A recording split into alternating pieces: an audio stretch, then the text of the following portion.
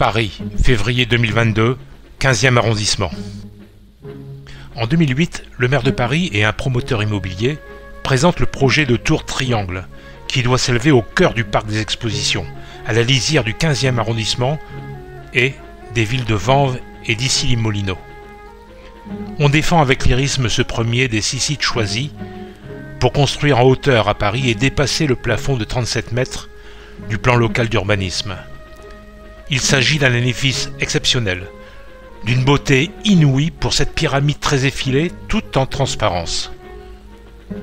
30 ans après la tour Montparnasse, de 210 mètres de haut, 13 ans après la Bibliothèque nationale de France, la BNF, 80 mètres de haut, et 18 ans après la tour Cristal du front de Seine, 98 mètres de haut. Cette tour triangle déploiera 70 000 m² et obéira strictement aux règles du plan climat de Paris. L'architecte précise qu'elle culminera à moins de 200 mètres de haut, sa forme limitant l'ombre portée sur les voisins, et qu'elle utilisera des capteurs solaires. La tour devrait permettre une continuité de la vie urbaine entre le 15e arrondissement et Issy-les-Moulineaux. On veut une tour à taille humaine, quelque chose à la fois d'audacieux, d'équilibré et de parisien.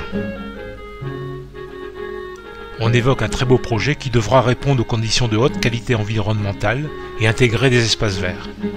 Le Conseil de Paris vote en conséquence pour le dépassement du plafond prévu par le plan d'urbanisme. Le lieu choisi est toujours ardemment défendu par des arguments divers et variés sur l'avenue Ernest Renan qui sépare le petit parc du grand parc des expositions et relie Paris à Issy-les-Moulineaux. La tour triangle est imaginée par les architectes suisses Jacques Herzog et Thierry Demeuron, qui ont notamment réalisé le nid d'oiseau du stade olympique de Pékin ou la Tate moderne à Londres. Elle sera donc de 88 000 m² sur 42 étages et de 180 mètres de haut. Le projet rencontre dès le départ l'opposition majoritaire des riverains et des associations. Mais en 2009, contre toute attente, les élus parisiens votent en faveur du projet, en autorisant la modification du règlement d'urbanisme. Va s'en suivre 9 ans de bataille judiciaire sur la technique de l'édification de la tour, la légalité d'implantation et de la procédure. Le collectif de plusieurs associations soucieuses de défendre le patrimoine batailleront ardemment en justice. En 2011, on repense globalement le parc des expositions de la porte de Versailles, dans lequel doit s'insérer la tour triangle. Mais en 2014, coup de Trafalgar. Le Conseil de Paris rejette le projet de tour triangle. Le drame se joue maintenant. La mairie de Paris conteste la validité du vote, qui se tenait à bulletin secret, au motif que certains élus ont montré leur bulletin au moment de se prononcer. Au regard de la loi, ce scrutin est nul, et hop, on s'en réfère au tribunal. On se dit toujours déterminé à soutenir le projet jusqu'au bout. Souvenez-vous que pour l'axe majeur à Cergy-Pontoise, il était dit à l'origine que c'était irréversible. Ici, c'est coûte que coûte. Alors le projet de la tour triangle numéro 1 meurt. Vive le projet de la tour triangle numéro 2, fin 2014, pour séduire les récalcitrants.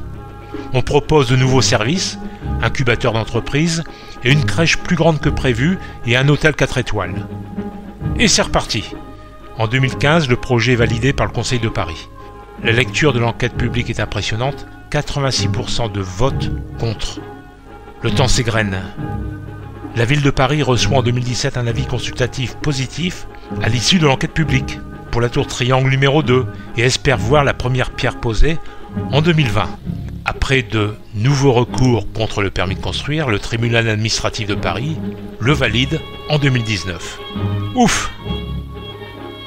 Promise à devenir le 3e plus haut édifice de la capitale, la tour sera construite tout près du palais des expositions de la porte de Versailles.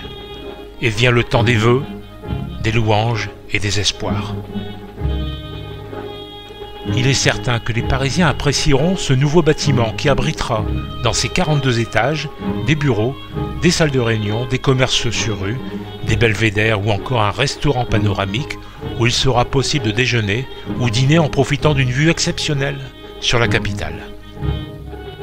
C'est la création architecturale qui constituera le patrimoine de demain, un nouveau monument de Paris, ouvert sur l'extérieur, offrant une promenade et une vue sur le panorama parisien À partir de ces 2 belvédères accessibles au moyen d'un ascenseur incliné, le projet Triangle sera attractif à la fois pour les riverains et les personnes venant y travailler. Le projet entretient un rapport simple et direct avec la rue et la présence des 1500 m² de commerce, donnant de plein pied sur l'avenue Ernest Renan, est une invitation à entrer au niveau du rez-de-chaussée de la tour. On a besoin d'un signal architectural et d'un monument parisien pour repérer symboliquement la présence du parc des expositions. Aujourd'hui, en 2022, le 9 février, des silos de plusieurs mètres de haut ont pris place sur le chantier qui doit être achevé au premier semestre 2026. L'édifice devrait finalement être livré 14 ans plus tard. Le temps des symboles clôt cette épopée. Les mots doivent avoir un sens.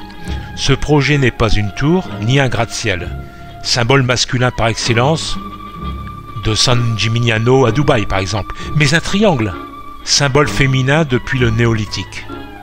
Un triangle fermement ancré au sol et tourné vers le ciel qu'il nous invite à contempler. Ce projet n'est pas implanté dans le Paris historique, mais dans sa limite, l'enceinte de Thiers. Il se confronte au boulevard des Maréchaux et au périphérique. Ce projet est respectueux de l'urbanisme parisien, non pas celui boursouflé et pétri d'ennui du baron Haussmann. Il revivifie un lieu singulier, le parc des expositions, et sa monotonie prononcée.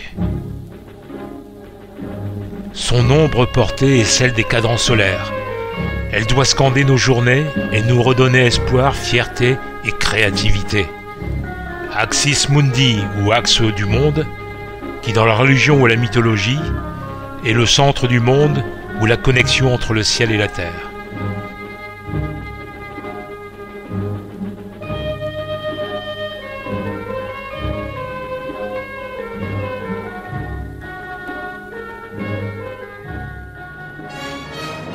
Je vous remercie de votre écoute et n'hésitez pas à vous abonner à notre chaîne YouTube pour suivre nos prochains épisodes et nos nouvelles aventures.